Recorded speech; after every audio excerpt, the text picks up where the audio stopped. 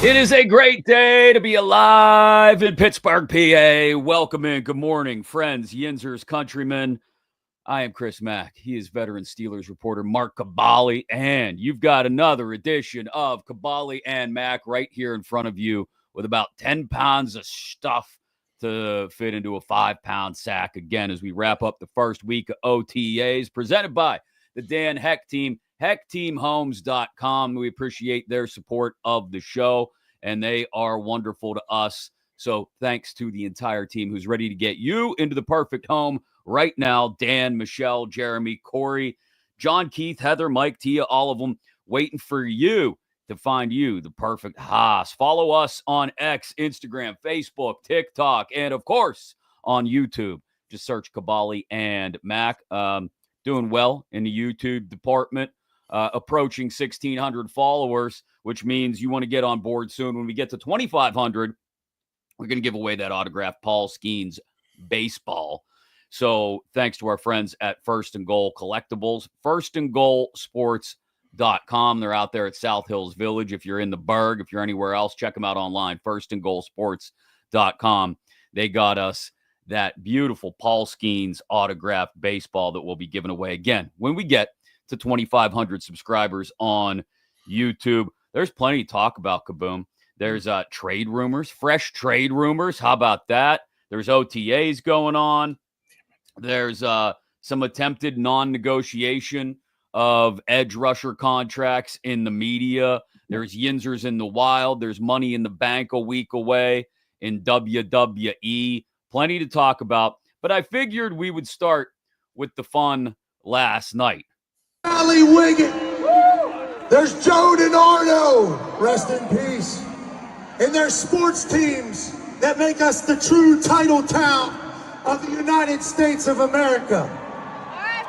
You have the 5-time Stanley Cup champion Pittsburgh Penguins.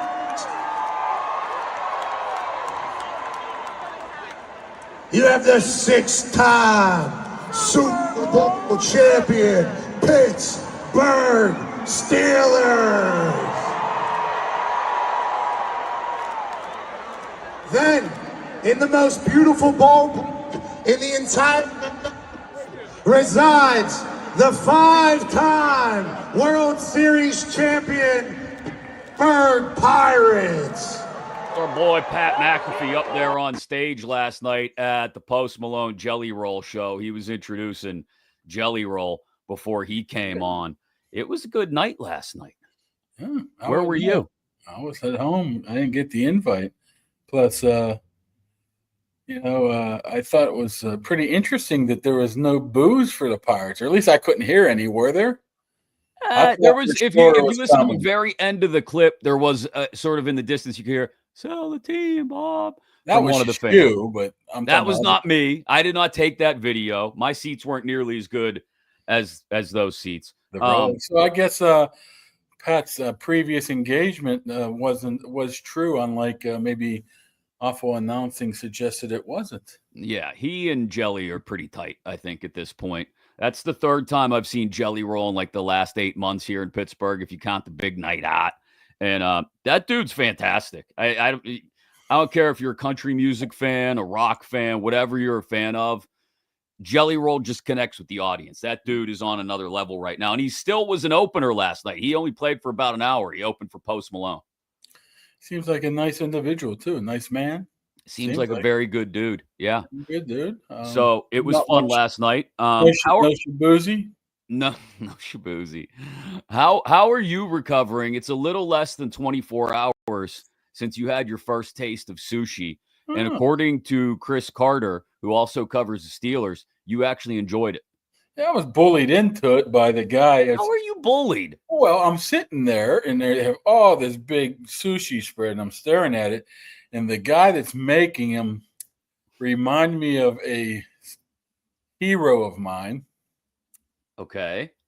My goodness, if this guy didn't look like Mr. Miyagi, if he's not Miyagi's brother. So he had some mind games on me, and the guy even referred to himself as the best sushi guy in Pittsburgh, John. That's a big claim. I'm like, okay, what do you suggest? I'm like, I don't want none of this raw fishy tuna stuff.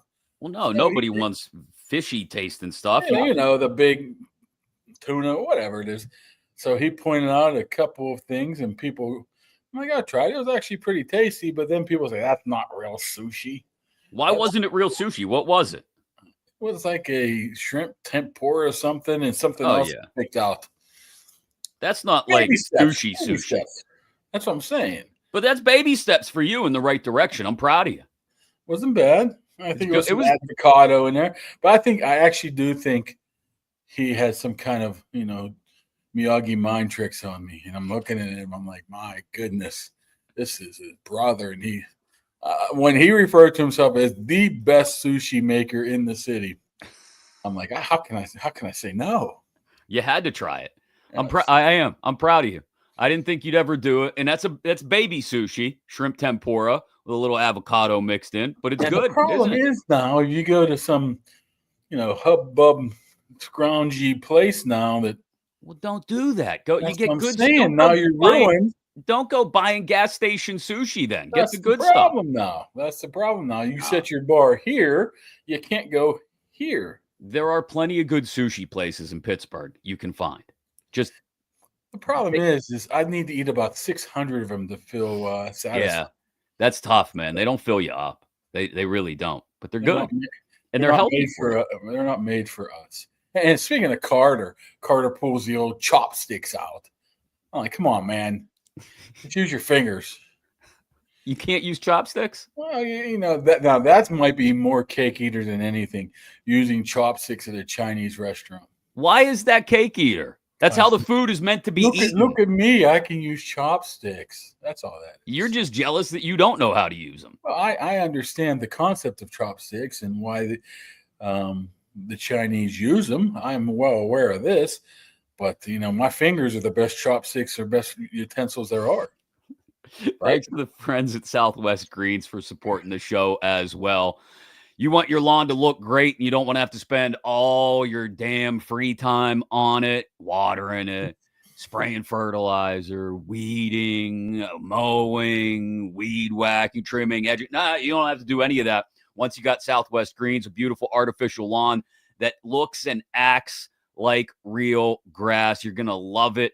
Get a hold of them. Tell Jake that we sent you. SouthwestGreensPA.com. You'll have the best looking lawn in the neighborhood with the least amount of work having to be put into it. We appreciate them for supporting the show as well here on Kaboly+Mack. So I think we'll start today off the field, and then we'll work our way on the field. Does that work? I'm glad, first of all, that you have power.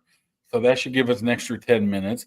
And Gormy, taking over the Gormy show, will give us an extra 15 minutes. So we should be able to cover it all. Why you got to bust Kevin's balls all the time? Because it's fun. If I don't bust your balls, I don't like you. He gives thorough answers, okay? That's what it is. He's thorough in his description of the issues, and there are many with the Pittsburgh Pirates.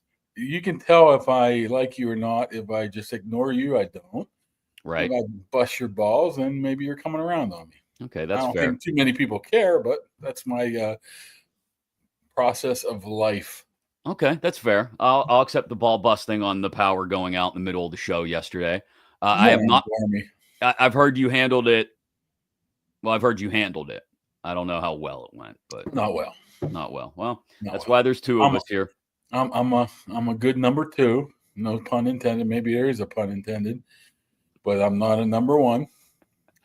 And I am fully aware of this. Look, every great quarterback needs a number one wide receiver they can trust, and vice versa. That's all this is here. I just try to hit the back shoulder on the fade and know that you're going to come down with it and score a TD. That's all this is here. It's great teamwork. Especially when I wasn't aware of what was going on, and you just went black screen right as Gormy was coming on. I'm like, humana, what do I do? Oh, man. And people texting me, and I'm like, yeah, I understand. Whatever. Hey, that's why we do the show. Speaking of big money positions like quarterback and wide receiver, the other big money position on any NFL roster, of course, is edge rusher. And it is a point of discussion anytime TJ Watt comes up because he's got to get a contract extension. You said you're going to wear the hat, the TJ hat, until the deal gets done. Thanks again It's to Tim LT Vickers. when I'm looking at it, but I'm guessing it says TJ. It looks right to everybody else. Don't worry. But TJ's older brother, Jage, was on the Pat McAfee show the other day, and they tried to get something out of him. Cowboys, currently residing in Hammer. AP Tone. Tone, any Pittsburgh Steelers insider questions for J.J. Watt? Because he certainly has information. This is going to be like an A.J. Hawk type scenario, but let's see how he dances. Yeah, I almost regret asking this because it has been so quiet, and I don't want people to talk about it. But there is still the contract looming out there. TJ has got 1 year left on his contract. Is there any update on that situation? You don't need to regret anything. It's okay. All right. I made a mistake. I mean, it's a television show. It's fun. You guys coming off the bench here. I haven't talked in 30 minutes. You got to get it out. Sorry. Good segment. Good segment. Okay. Whoa! He regretted something. Sorry, no, I do. I mean, I have a lot of information on that subject. That's not my subject to discuss. Okay, so you are JJ, not TJ. Yeah. So you don't feel like you should be the one speaking on TJ's situation. Okay, fair enough. JJ doesn't want to say Then he anything goes about on and TJ. talks about it. Well, so and this is where I wanted to give this proper context. I was going to put the two clips together, but I didn't want it to get taken out of context here. JJ did not say anything specifically about TJ and his pending contract extension with the Steelers.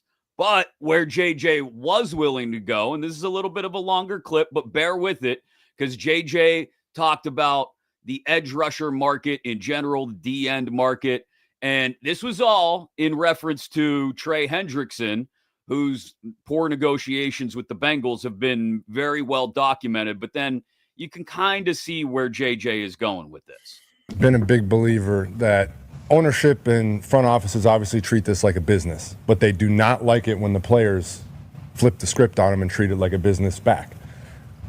Taking care of your guys earlier does a few things for you. Number one, it gets them locked in at a lower price in the long run. I mean, you look at what prices are doing every single year, you get them locked in at a lower price. Number two, you're keeping them happy. Because even now, let's say, look at Trey Hendrickson's situation. Let's say they pay him now. Now there's all this resentment, there's all this animosity, and yeah, $40 million or whatever it is cures a whole lot of that, and he's going to act like everything is great and everything is wonderful. But you just went through a whole bunch of time where there was some disrespect, where there's some hurt feelings, and now you're going to go back into a building, act like everything's okay. If you take care of things early, especially when players want to take care of things earlier and say that they'll take less money to take care of things earlier because it sets themselves up long-term financially, do that.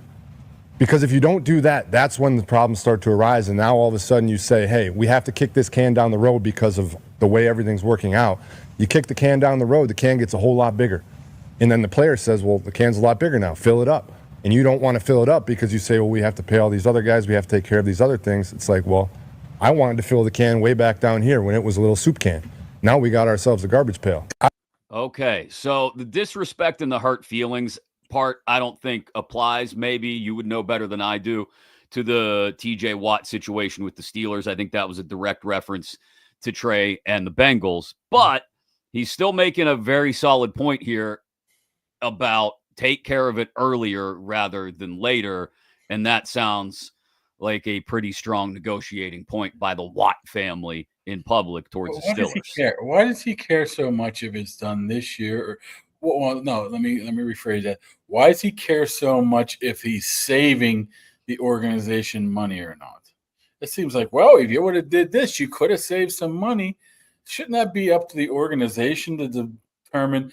You know, there's some smart guys there that know that the longer they wait, it's going to cost them a little bit more extra. It's going to cost them a whole lot more now because Myles Garrett's getting $40 million a year. Yeah, I mean, I understand that, but why that should not be your worry right now. The worry should be, okay, like he said, now the number is here instead of here.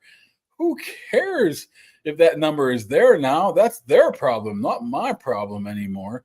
That's the way I look at it. I'm under the belief that there is a contract offer on the table right now, which is pretty significant. However, it's probably not what he thinks it is. It's not Garrett money. Yes, I'm not 100% sure on that, but it's not like they're offering him, $15 million and hey, you're playing for the Steelers, so take it or like it. Right. It's not a low. There is an offer on the table.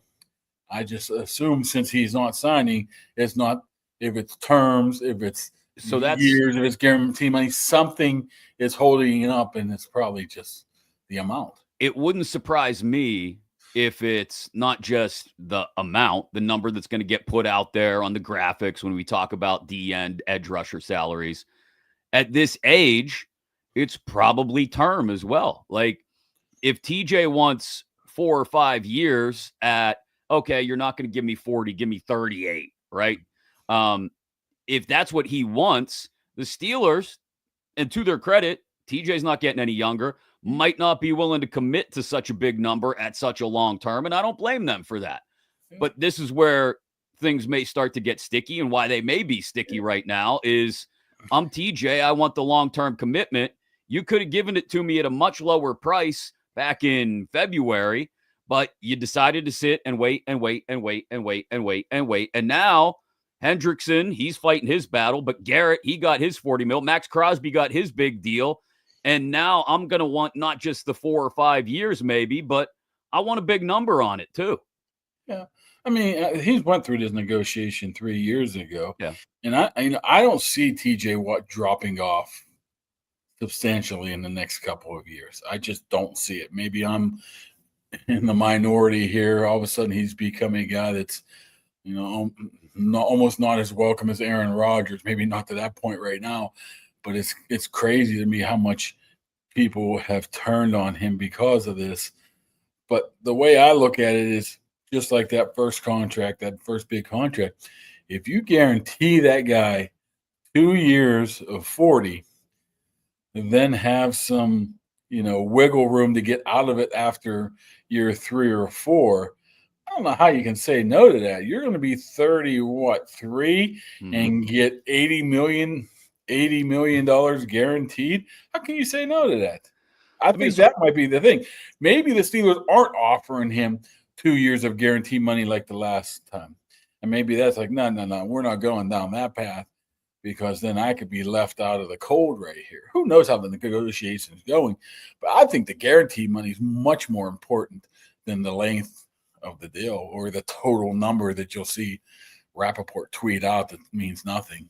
But this is increasingly feeling like you referenced 3 years ago when they took it all the way out through camp and got it done. Basically, what was it, a week before the season started? Less than that? A day. 2 days. Plus, then he went on and had 22 sacks, but who's counting? Hey, Cam Hayward skipped everything last year, too, and had his bad season as well. So I wouldn't quite worry about that guys of that caliber not participating in OTAs, minicamp, and even training camp, or even preseason. All right. It's going to be interesting because, credit to JJ. He didn't reference TJ's negotiation specifically, but made a very strong stand. Come on. What?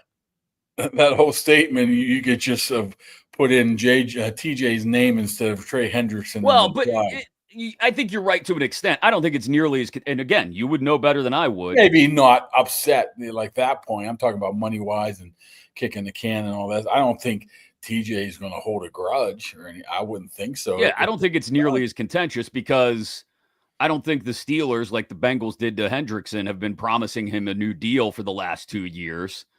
And like TJ or JJ said, kicking it down the road. And now we're using, Chase and Higgins as excuses for why they can't get it done. Yeah, the Steelers aren't spending a ton of money on offense. Yeah, what excuse are you going to use? We have to pay who? Who exactly do you have to pay coming up here? Right. The Steelers' offense is not breaking the bank, and there aren't a lot of other giant, massive contract extensions on the horizon. Maybe so Porter, but Joey Porter is not a guy who's going to get a ton of money as we speak right now. Who's the highest paid? Who's the highest paid player on the offensive side of the ball right now? Is it still Pat Freiermuth? Yeah, probably Freiermuth. I'm thinking here, Freiermuth. Yeah. Yeah, I think it's not even close. Maybe Metcalf, but of course. Okay. Yeah. My bad. But maybe the Metcalf thing tweaked. Threw a monkey wrench into the plans. You give Metcalf $150 million, bro. I've been here forever. Yeah. If you would have got it done in February. But I mean, TJ knows. I know it's an excuse that people don't like. I mean, it's just the way they do business. Is that business right, wrong? Could be. You can make arguments either way. But when he going in knowing that they don't extend guys other than quarterbacks other than a year out, why do you feel if they don't do it to Cam Hayward, they don't do it to their stars other than the quarterback? Why would they do it to TJ Watt? Why would he perennial defensive player of the year type guy? That's why. I understand. I mean, they did. I mean, to backtrack a little bit, make concessions a little bit with Antonio Brown by doing some funny numbers. So if you're going to make concessions to a guy like AB, you're not going to make concessions for a guy like TJ, who really does handle himself as well as anybody could be expected to handle themselves. I mean, I think I've said this many a times. People say, how many playoff games TJ Watt? I get it.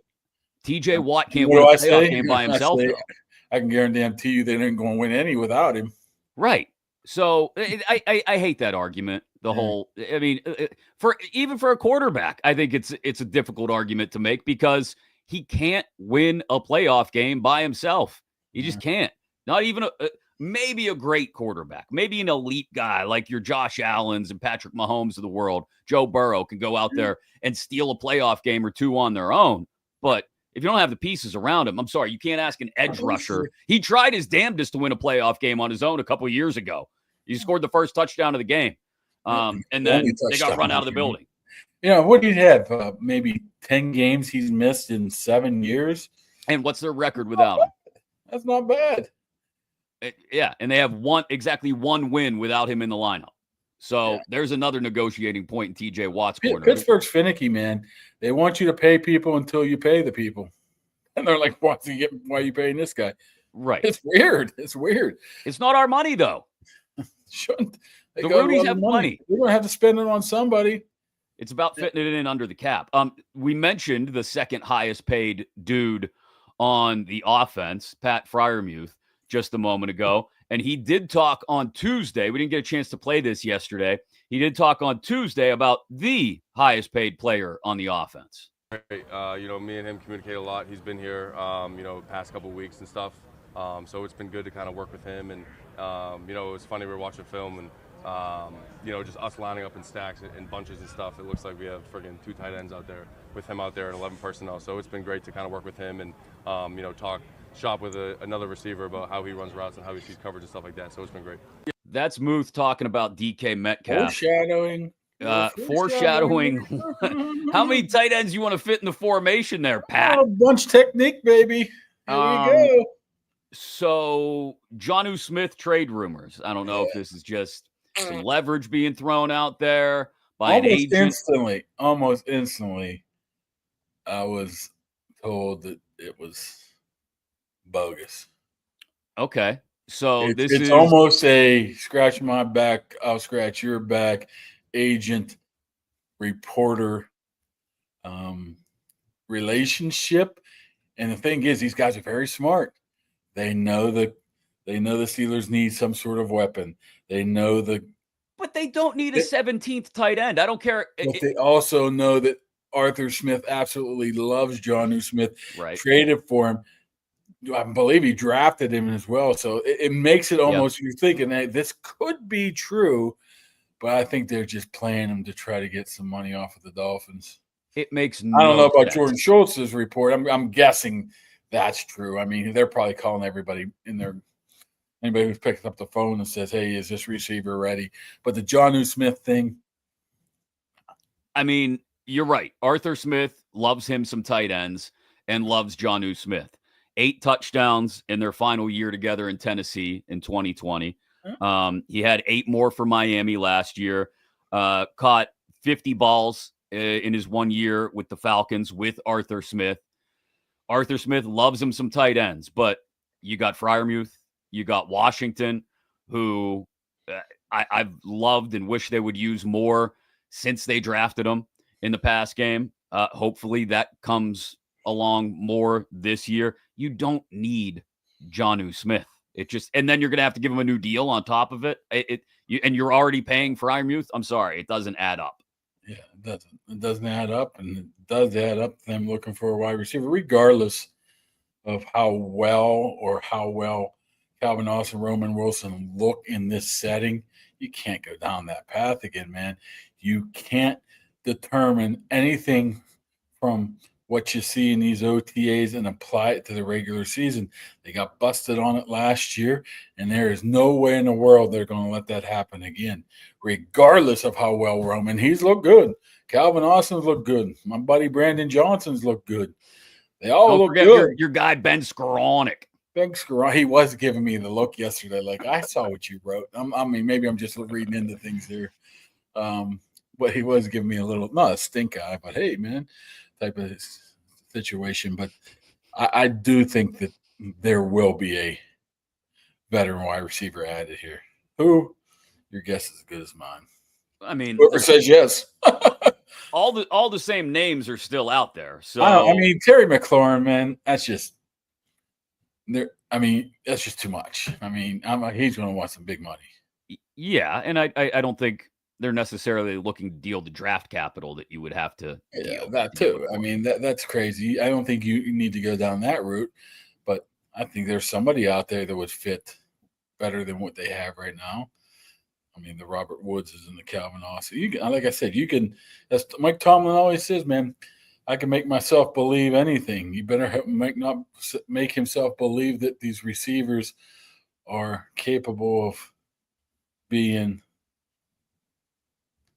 great players or star players or players that can go out there during the regular season and actually help you win. They could. I'm not taking it to the bank. I need some more. I don't even know what word I'm looking for here to get these guys to know if they're playing well or not. You know, I need more proof than just OTAs. And yeah. But if you get to that point, it's too late by the regular season. So we're not completely, we're not just, I should say, lighting the Jonnu Smith rumors on fire. We're lighting them on fire and then taking a leak on them to put them out, basically. Yeah, I mean, it's just what is he? I'm pretty sure Rosenhaus is agent. So Steelers. I mean, I know Omar has a pretty good relationship with Rosenhaus, so he probably knows when he's full of shit and when he's not. Okay, we'll just put it out there, full of shit. Thanks to our newest sponsor as well. They jumped on board a few weeks ago, about a month ago, and we appreciate them. Nail Studio 2 out in McMurray, Peters Township, offering everybody in the South Hills and beyond all kinds of services. You want to get pampered. You want to get the toes and the nails looking right just in time for beach and pool season. You got a lady in your life, or you are that lady in your life who needs to be taken care of. Manicures, pedicures, waxing, nail design, all of it. Go check them out on Washington Road in Canonsburg, Lakeview Square, right next to Juniper Grill. Dads and grads, the perfect gift might be, whether it's for Father's Day. Yeah, dads like to get their feet taken care of sometimes. You got a grad, you want to get them a gift. All these reasons and more to get a hold of Nail Studio 2 out in McMurray, Peters Township, right next to Juniper Grill, 724-941-4595, or check them out online at Nail Studio 2. That's a Roman numeral 2, nailstudio2.com. And they have online booking now, too. So you just go to the website. You can book your time and your service right there at nailstudio2.com. We got to thank them for their support of the show as well. So I got a quick question for you. What? It's just a human interest one. How many times do you shave a week? Because it looks like I need a shave.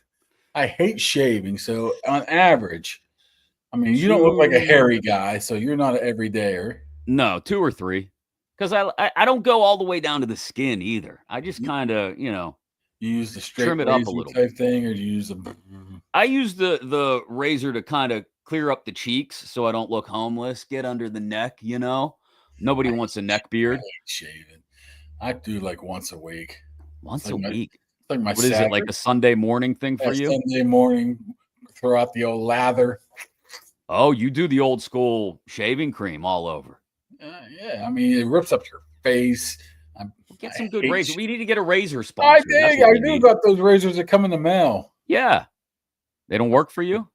Well, I mean, I guess maybe I should shave every day. Maybe that would help. People that shave every day just because they want to and not need to frighten me. Why would you do that? Maybe they got a job where they got to be clean shaven every day. Maybe they work for the Yankees. Yoey shaves every 6 hours.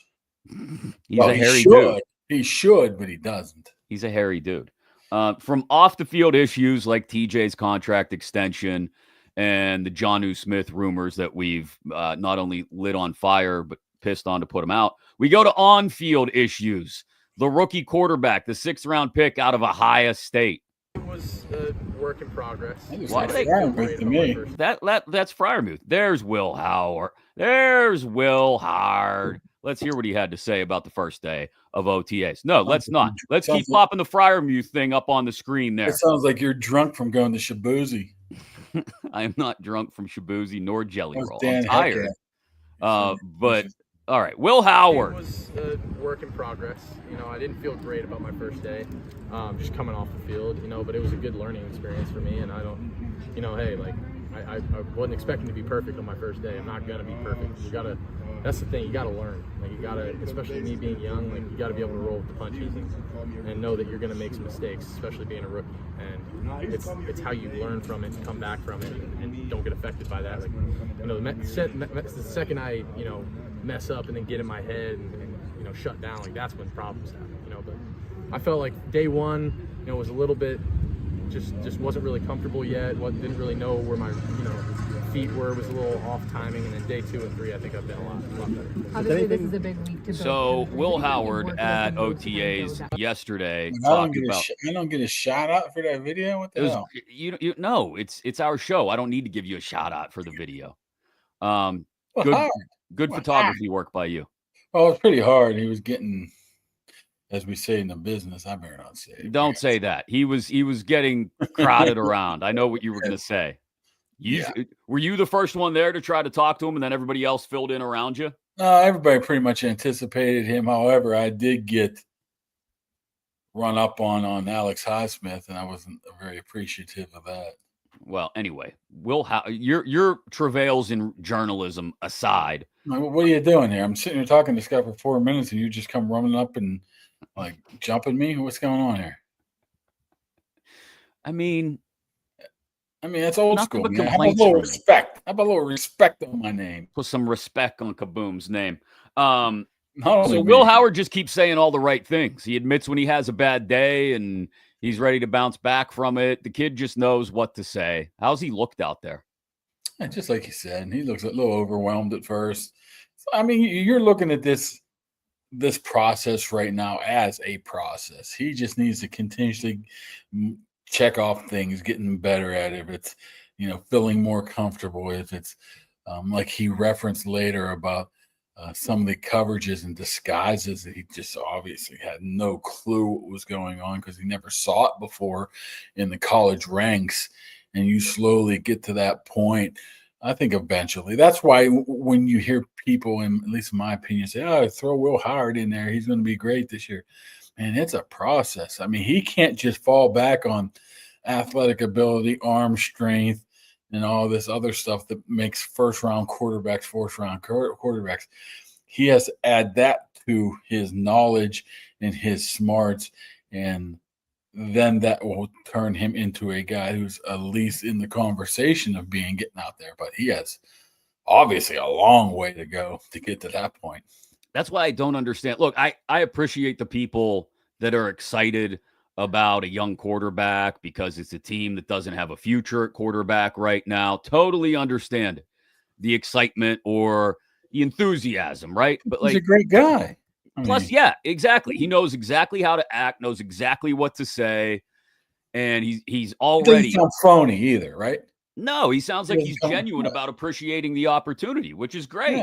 Yeah. That's what you want out of a young guy.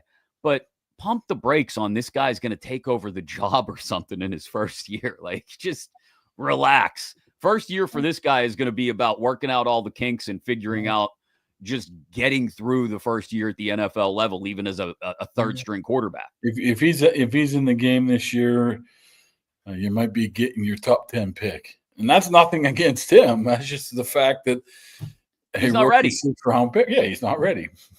That's it. And he's not going to be ready. Maybe next year, this time we can have this conversation.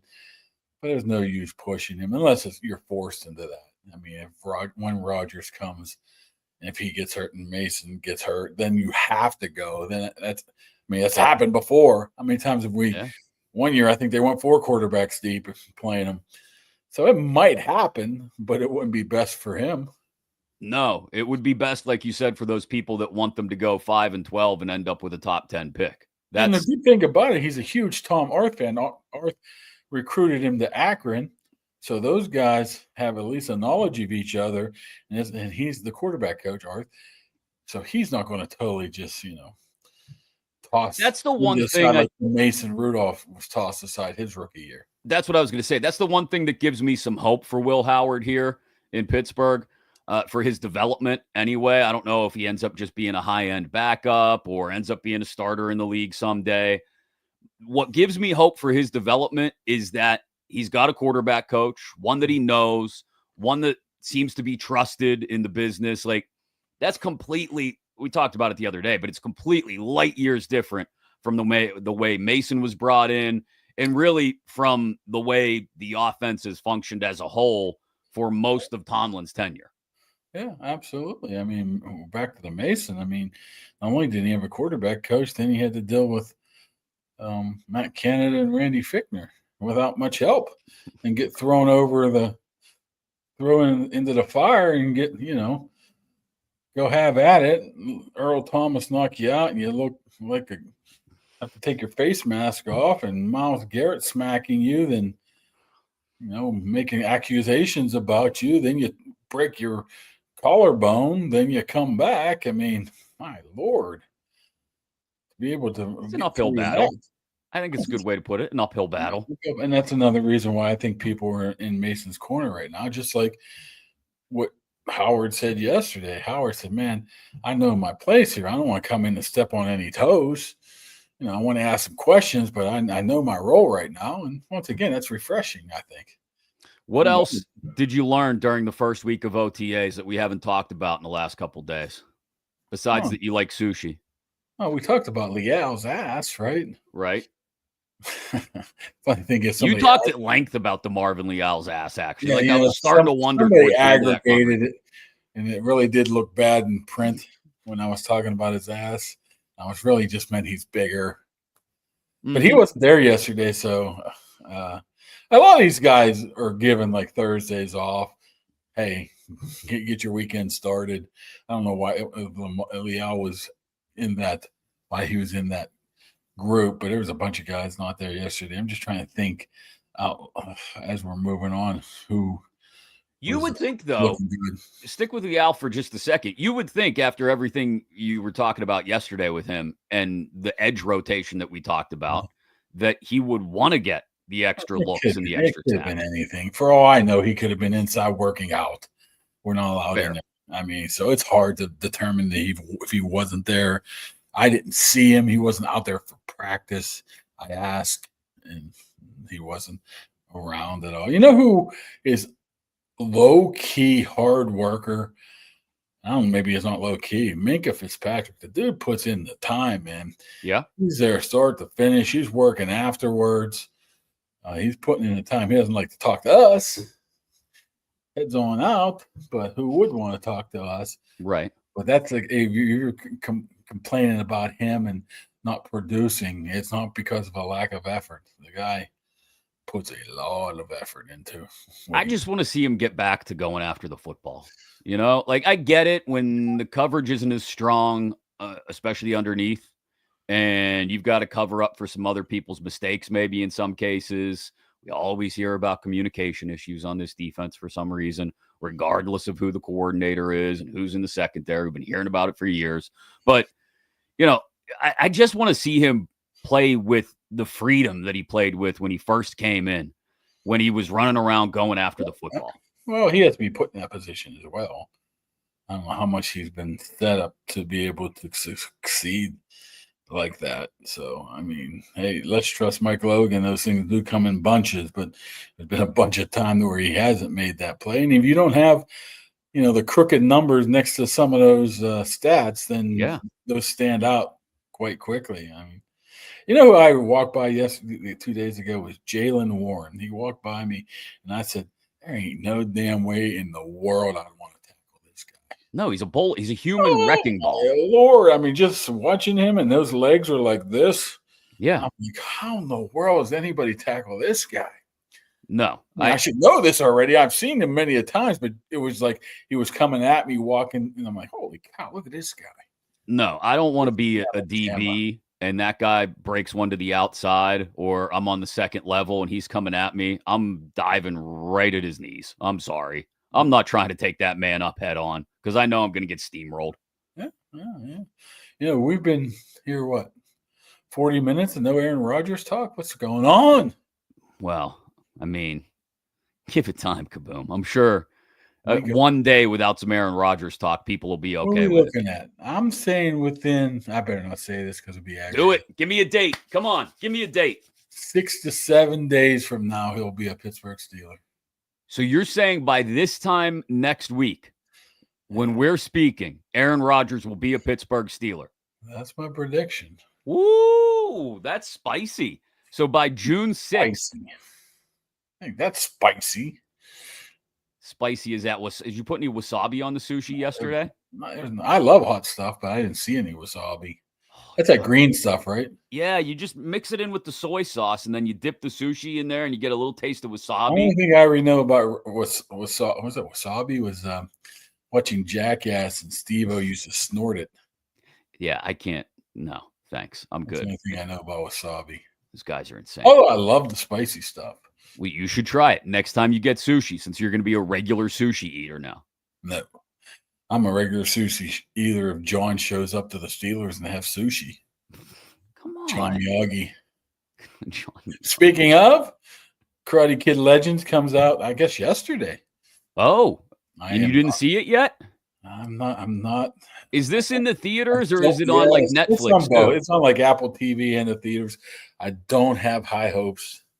So if I go in with Jackie Chan. Yeah, I went to see the last time when Jackie Chan and Jaden Smith was in it. It was awful. Okay.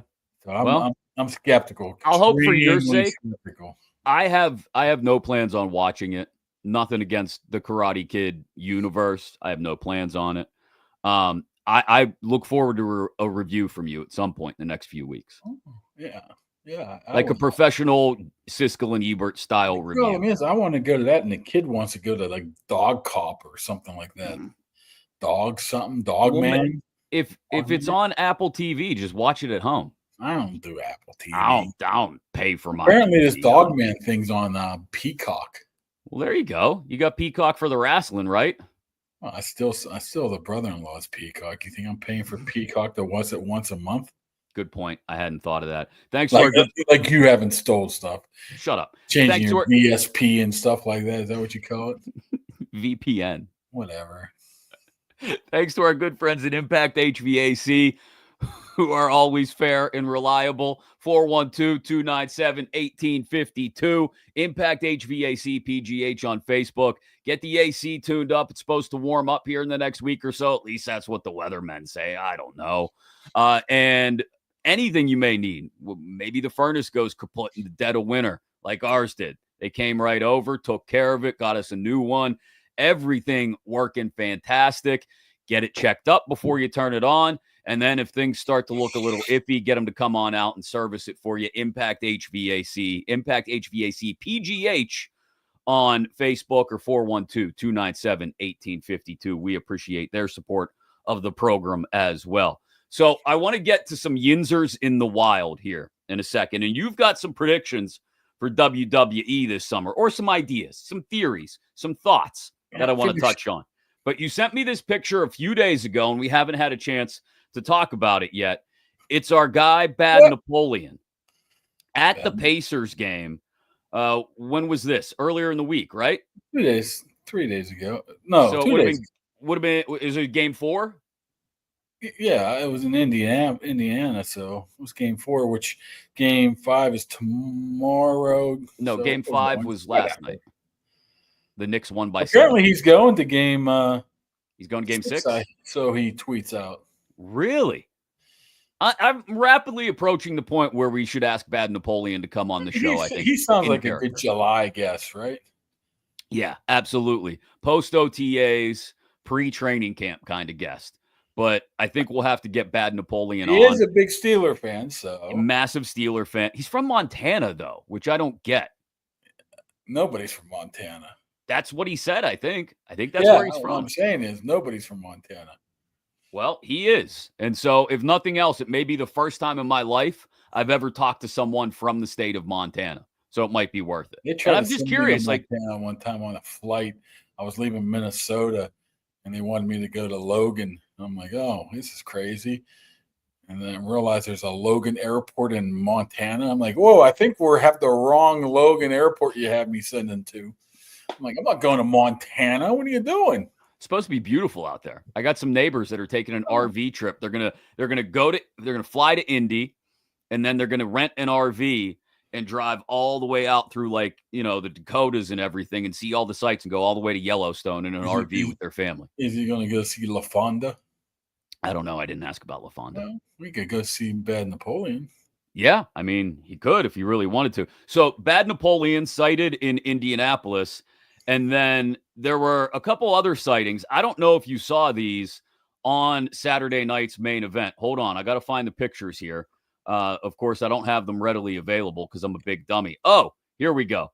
This was the first one I noticed was during Saturday night's main event. There's a guy right behind Pat and Cole with a Pirates hat on, just chilling there in the front row. I was like, okay, you often see Pittsburgh gear, regardless of where they're at. And they were especially down in Tampa because that's where they were this weekend for Saturday night's main event and Raw on Monday. They were at the Yuengling Center in Tampa. So we had that guy.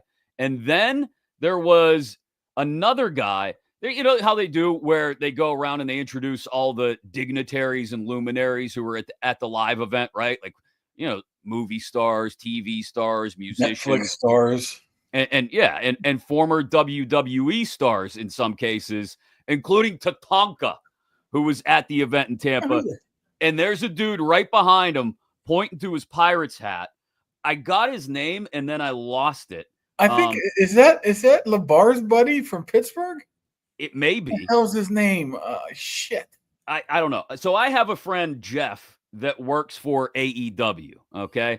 He claims this is his friend who lives in Tampa now or lives down in Clearwater or something, who was posted up right behind Tatanka at Saturday night's main event. But another Yinzer in the wild. Pittsburgh everywhere, always. And we always spot him here on Kaboly+Mack. So if you see a Yinzer in the wild, by all means, send us the photo on social media. Send us to LeBar now. Yeah. Make sure, see if that's it. It probably is, because Jeff, who is the guy I know from AEW, is also friends with LeBar. So they probably know all the same people. They all run in packs in these same circles. Multiple Yinzers in the wild spotted at WWE events over the weekend. So why all Pirates hats? I think the Pirates hat, something about the gold P is synonymous with Pittsburgh. Like, maybe they just like to support losers. Damn. Jesus, Mark. See, I don't support a loser. I support Thomas Jefferson. I see that. The great Tim Vickers. Yeah. He told me there's another hat available this morning. Oh, of course. Of course. You probably went and asked for it. I didn't. He texted me out of the blue. Said there's another TJ hat if you want one. I haven't responded to him yet because I didn't have a chance. He texted right before the show started. And I want to tell him how down for you. He lives right up the hill. He's up on another street, like kind of behind my house. But he lives in a big house up on the hill. But the two of us wearing the same hat at the same time is a bit of a weird look. It's like you talking about the Marvin Leal's ass too poetically. I think it was, you know what I mean? Maybe we can show our solidarity. Thomas to TJ Watt. That's maybe I'll get it from Vickers and then I'll wear it when TJ finally does sign the deal. Since you're going to wear yours, you just can't wear it get it and not wear it. Well, no, if I get it, like I said, I'll save it for a special occasion. We can't be wearing the same You hat got at the the same yellow one, time. all white I and think yellow. so. I think that's the official TJ baseball hat. I think they got like 7 different color combinations. Probably. The kids got to have a lot of uni combos. They like it that way. What's your big prediction? So first, I'm going to start with this. Money in the Bank is a week away. Week from tomorrow. Yeah, we're going to have Cody Rhodes and Jey Uso in a tag match. Which is just setting up something, but yeah. In a tag match against Logan Logan Paul. Back Paul. to me and told me that's his buddy Nolan. Nolan, that's his name. Yes, I knew that's who that was. I knew he was from Pittsburgh. So I messaged Nolan, or I tried to send him something on Instagram and say, hey, you should be our latest Yinzer in the Wild to come on the show. I haven't heard back from him, though. So that's LeBar's buddy. See, I told you they all run in packs. There you go. Cody Rhodes and Jey Uso against Logan Paul and John Cena. Are we going to end up getting Logan Paul being some sort of attachment to the final boss in some way, somehow, down the line? It feels like this could lead to that storyline. I don't think so. I don't even know the final boss is even going to be a thing anymore. Is it? Well, I think they're going to. I haven't seen him forever. It's been a while, yeah. But Cena's the Rock's boy now, right? I think. I mean, he came out and pretty much said he would love to ruin wrestling with a guy like Logan Paul. The Logan YouTuber. Paul took a couple shots at him on his Impulsive podcast, claiming that he stole Yeet from him, at least Uso. So I don't know. I don't think so, because I don't know if Logan Paul will be around as much to be able to make that a viable. He's pretty regular these days. I mean, he's on TV 4 or 5 times a month. I mean, speaking of that, you know how many matches Roman Reigns has, singles matches he's had since losing his title to Cody Rhodes at WrestleMania 40? None, right? One. Okay. The Solo Sikoa one. Okay, all right. That's stunning. Which he's waiting in the wings. He's waiting. I think what comes out of this is just setting up, I think, some of the Saudi Arabia and maybe SummerSlam of Cody Rhodes Cena at SummerSlam, Logan Paul versus Jey Uso in Saudi Arabia 3 weeks later at, I forget what the PLE's called at that point. Crown Jewel. Yeah, but you know, this Jey Uso documentary or behind the scenes or whatever's coming out, where you see Triple H tell Jey Uso, we're putting you on the rocket ship. Yeah, You're not releasing that, then dumping the title from him. Well, when is that series supposed to start? The behind the scenes look. I don't think pretty soon. I don't know exactly when. Just said summer, I saw. You know, like they probably don't have it completely done yet in production. But you're going to yank the belt off of the guy as you're promoting him for this big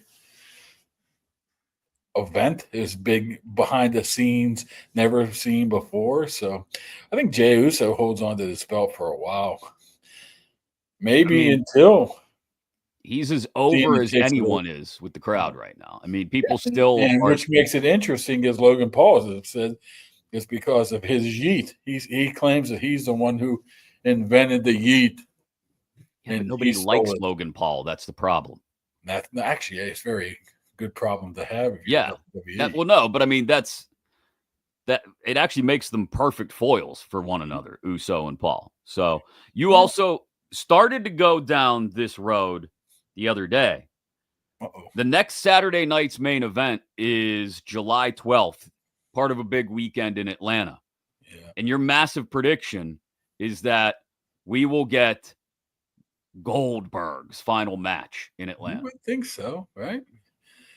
I mean, he lives in Atlanta. Mm-hmm. He's already had some beef with Gunther dating back to what? September, October of last year, when Gunther said he was like his second favorite, whatever he said. He said he was his second favorite wrestler, only to Bret Hart, I think is how it was. Yeah, so it was a good troll job right there. If there ever is going to be a final match, that's where you would think it would be. But how do you get to that point? I mean, would have to show up sometime before that, right, to make it official. It's a one-off. I mean, it looks like Gunther's in that holding pattern of a lot of one-offs. Uso getting tapped out, McAfee onto potentially challenging Jey Uso. He's fighting. He's wrestling somebody on the Raw after Money in the Bank. Is it Uso or is it Logan Paul? It's Uso. The Raw after Money in the Bank. Probably right to Goldberg. I don't think they don't know what to do with. The problem was they gave Gunther the belt for like 8 straight years. Now they're like, oh, maybe we should back off a little bit. I am curious to see who wins both the Money in the Bank cases. Rhea Ripley doesn't need a Money in the Bank case. Maybe they give it to one of the newcomers. Doesn't need it, right? No. Rollins doesn't. Sikoa does. I don't. Penta. What's he gonna do? But Penta, I thought they wrestled right the day before in the opening of their Mexican. They acquired the whatever that's called. AAA Luchador. I think they're not only the day before. I think they're doing it earlier in the day, aren't they? Yeah, it's the Worlds Collide thing is earlier in the day. That's at like 3 Eastern. Now that would be interesting. Him doing it at 3, then running over and from. Well, he's not on the bill for anything. I think they're having it at the Forum, right? Over to the Intuit Center. Yes, exactly. I think you're right. Run over and have him win that too. That'd be interesting. He's not on the card for anything at the Worlds Collide event yet. He is in the ladder match, the Money in the Bank match, which would be wild. How can he not be in anything in the Worlds Collide? I don't know. I'm just telling you what the card looks like right now. It's a week away. So maybe something gets set on SmackDown tonight or on Raw on Monday. Yes, Mark Malone. We are talking about WWE type stuff.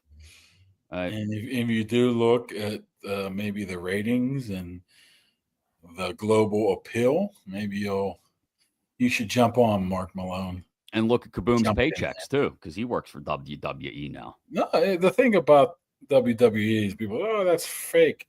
You know what else is fake? Every TV show and movie you ever watched. It's not. Are you going to get mad now? Are you going to? No, it's not fake. I mean, let wrestling me haters off you off the top rope and tell me if that pain is fake or not. Yeah, see what Penta did to Chad Gable the other night when I think he kind of missed the move a little bit and kind of caught him flush in the face. Don't know if he busted his nose or not, but he was bleeding all over the place. Look at Chelsea Green last Friday on SmackDown, I think it was. There's predetermined outcomes. There's no fake involved. No, there's bad things that happen to people who get very hurt. Ask JD McDonough's punctured lung. Yeah, and like I said, you're gonna go and watch. I don't even know. Well, Miyagi, Karate Kid Legends. You know what that is? That's not real. You just ruined the whole thing. It's not real. It's not real. Just ruined the whole thing. But I'm guessing some people will watch it. You know what else Probably. is real? Superman and Batman and all these Marvel characters. What? You bastard. Just completely tearing down the fourth wall for me. All right. I think we've got everything out of the way that we needed to get out of the way after the first week of OTAs. Second week will start next Tuesday. So that would be the 4th. And you heard it here first. Kaboly said by June 7th, I think is the date you put on it, maybe. I don't know. Let me look at the calendar here. You said maybe Thursday or Friday. You said 6 to 7 days, right? Yeah. So that would put us at, why won't the calendar come up? Dear God, all I want is a calendar to come up on my screen. So that would be Tuesday, June 6th. Friday. June 6th is a They're Friday. not working on the weekends, so maybe news breaks on the weekend and officially happens on the Monday or the Tuesday when he shows up. But I fully anticipate him being a Pittsburgh Steeler on the first day of minicamp. Big prediction by Kaboom right here on Kaboly+Mack. Tell all your friends about it. Rodgers will be here within the next week because Nathan just asked on YouTube, when will Rodgers sign? And that's what the comments are for. Sometimes we grab them and actually answer your questions. So appreciate absolutely everybody for checking in today. Thanks again to our good friends at the Dan Heck team, heckteamhomes.com, HAECK, heckteamhomes.com, the key to your next door. for presenting Kaboly+Mack. Kaboom, have a great weekend. We'll talk again on Monday. Sound good? Monday. And hey, don't forget. Get signed up. Yeah, go subscribe right now. YouTube, Kaboly+Mack. If you're one of the first 2,500 subscribers, you'll have a chance to win that autographed Paul Steen. Mack's already throwing out the old Pat Fryermuth helmet. It's in the mail. If it's not, he's slacking. I didn't get his address yet. As soon as he emails me with his address, I'll ship it to him, okay? I wouldn't trust you with anybody's address. What am I going to do? Guy lives in Florida, I think. By the way, we've had 4 winners, I think, or three or 4 winners now, different stuff. We've had California, 2 Floridas. Was there an Arizona in there somewhere too? People nationwide. Well, Pittsburgh guys got to get on the ball. Pittsburgh, everywhere, always. Send us your Yinzers in the wild. # Yinzers in the wild if you find any over the weekend. And have a great one, Pittsburgh.